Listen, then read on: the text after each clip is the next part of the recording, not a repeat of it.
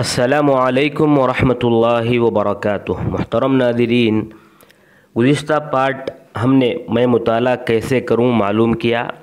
اس میں ہم نے کہا کہ سلف کی کتابوں کو پڑھا کریں خلف سے پہلے۔ دو کتابیں موجود ہیں آپ کے سامنے، خلف کی ہے اور سلف کی ہے، تو آپ سلف کی کتاب کو پہلے اٹھائیں، اس کو پڑھیں، پھر خلف کی طرف آئیں۔ اب آئیے، کیا سلف میں سب کی کتابیں ہم پڑھ سکتے ہیں یا ان میں سے بھی کسی کو مستثنیٰ کرنا ہے؟ تو وہ آج کے اس پارٹ میں ہم بیان کریں گے۔ تو یہ بھی بہت اہم بات ہے، وہ یہ ہے کہ آپ اہل ہوا کی کتابوں سے ایسے دور بھاگیں جیسا کہ آپ کرونا سے بھاگ رہے ہیں۔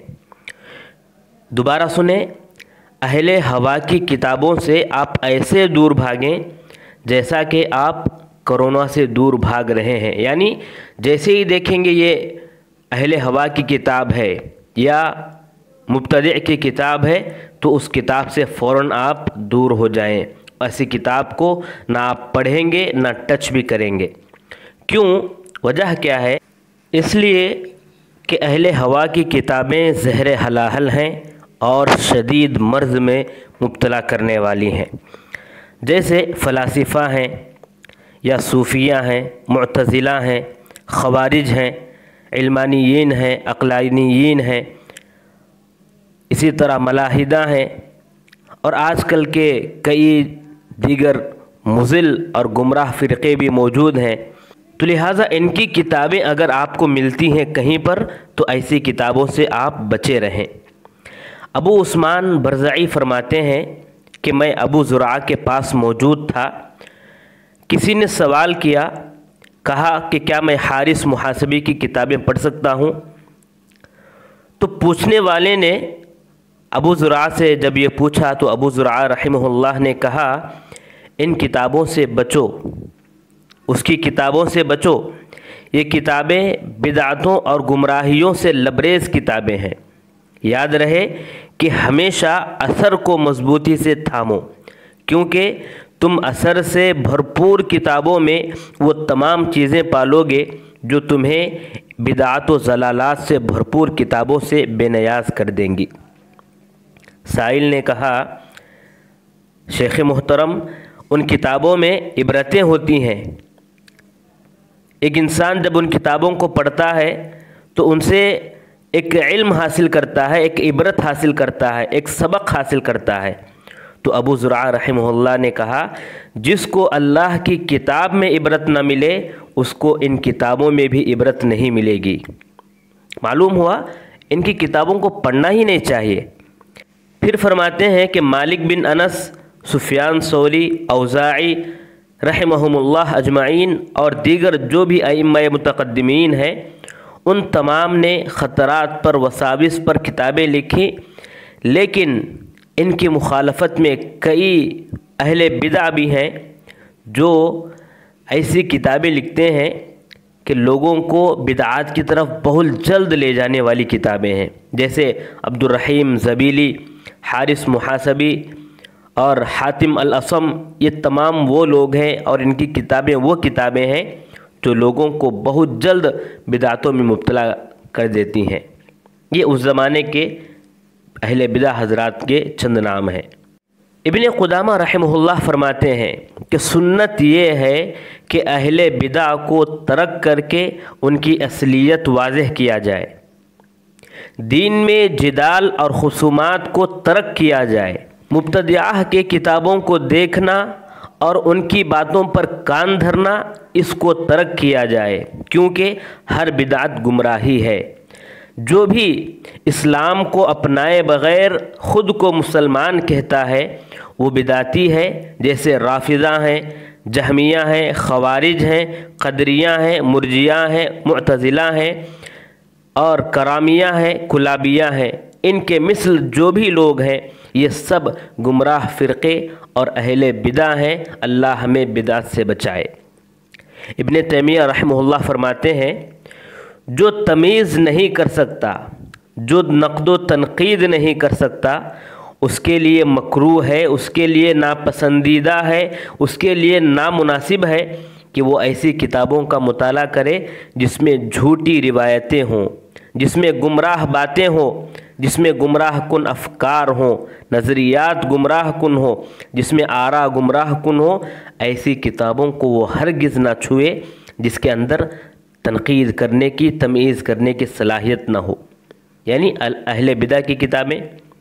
یہ بھی فرماتے ہیں کہ یہ بھی مکروہ ہے، یہ بھی ناپسندیدہ ہے، یہ بھی نامناسب ہے کہ آدمی قصے بیان کرنے والے آدمی سے علم حاصل کرے، یا ایسے لوگوں سے علم حاصل کرے جن کی باتوں میں جھوٹی باتیں زیادہ ہوتی ہیں، گرچہ کہ وہ سچ بات بھی بولتے ہوں گے اور سچ بات بھی زیادہ بولتے ہوں گے، لیکن چونکہ ان کے اندر جھوٹی باتیں پائی جاتی ہیں، اس لیے ایسے لوگوں سے علم حاصل کرنا تو دور کی بات، ان کے نزدیک بھی نہیں جانا چاہیے۔ درر الثنیہ فی الاجوبہ النجدیہ میں فرماتے ہیں کہ طالب حق اہل بدع کی کتابوں سے بچے رہے، جیسے اشاعرہ کی کتابیں ہیں، معتزلہ کی کتابیں ہیں، ان تمام لوگوں سے بچے رہیں، کیونکہ اس میں شک ہوگا، وہم پیدا ہوگا اور کتاب و سنت کے نصوص کی مخالفت ہوگی جو کئی لوگوں کو صراط مستقیم سے ہٹا دی ہے ابھی تک، اور آپ بھی ہٹنے کے قابل ہیں۔ اللہ ہمیں بچائے۔ علامہ ابن عثیمین رحمہ اللہ فرماتے ہیں کہ دیکھو کتابوں کی 3 قسمیں ہیں۔ نمبر 1 کتب خیر یعنی اچھی کتابیں، نمبر 2 کتب شر بری کتابیں، نمبر 3 کتب لا خیر فیہ ولا شر، ایسی کتابیں جن میں نہ خیر ہے نہ شر ہے۔ پھر فرماتے ہیں کہ یہ خیال رہے کہ تمہاری لائبریری میں، جو تم اپنے گھر میں لائبریری بناؤ، اس لائبریری میں ایسی کتابیں نہ رکھو جس میں خیر نہ ہو، اور ایسی کتابیں بھی نہ رکھو جس میں شر ہو۔ دھیان رہے آخری بات کہ بعض کتابیں ادب کی کتابیں مانی جاتی ہیں جو ادب کی کتابوں سے کچھ مختلف ہوتی ہیں، یعنی اس میں ٹائم ویسٹ کرنے کے علاوہ کچھ نہیں ہوتا۔ وہ کتابیں اگر آپ پڑھیں گے تو آپ کا وقت برباد، اس کے علاوہ آپ کو اس کتاب سے کچھ حاصل نہیں ہوتا۔ تو ایسی ادب کی کتابوں سے بھی بچے رہیں۔ ادب کی کتابیں الگ ہیں، اور یہ ادب کی کتابوں کا نام دیتے ہیں اس کو، لیکن وہ ادب کی کتابیں نہیں ہوتی۔ ادب کی کتابیں ہیں تو آپ پڑھیں لغت کو سدھارنے کے لیے، زبان کو سدھارنے کے لیے، تحریر کو سدھارنے کے لیے، لیکن کچھ کتابیں جو ادب کا لبادہ اوڑھ کر ادب کی کتابوں میں شامل رہتی ہیں لیکن وہ ادب کی کتابیں نہیں ہوتی، اس میں ٹائم ویسٹ ہے، تو ایسی کتابوں کو بھی آپ اپنی لائبریری میں نہ سجائیں۔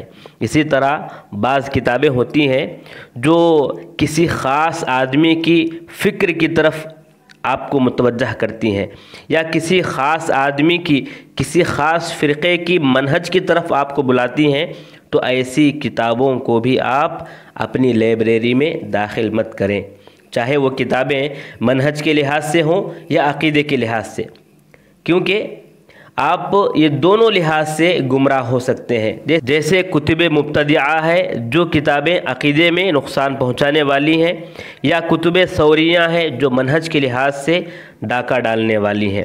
خلاصہ اگر ہم کہیں تو ہر وہ کتاب جو تمہیں نقصان دہ ہو، اس کتاب سے آپ دور رہیں، اور ایسی کتابوں کو آپ اپنی لائبریری سے دور رکھیں۔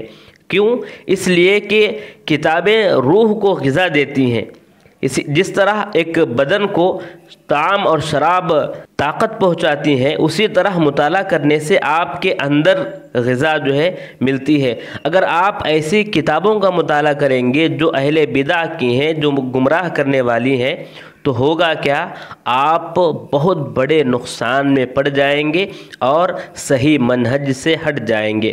اب آئیے آئندہ ہم پارٹ میں بیان کریں گے کہ کون آدمی ان اہل بدع کی کتابیں پڑھ سکتا ہے۔ جب تک اللہ تبارک و تعالیٰ سے دعا ہے اللہ تبارک و تعالیٰ ہمیں صحیح مطالعہ کرنے کی توفیق عطا فرمائے، اور اپنے اندر مطالعے کا شوق پیدا کر کے اسلام کے لیے کچھ نہ کچھ خدمت کرنے کی توفیق عطا فرمائے۔ آمین یا رب العالمین۔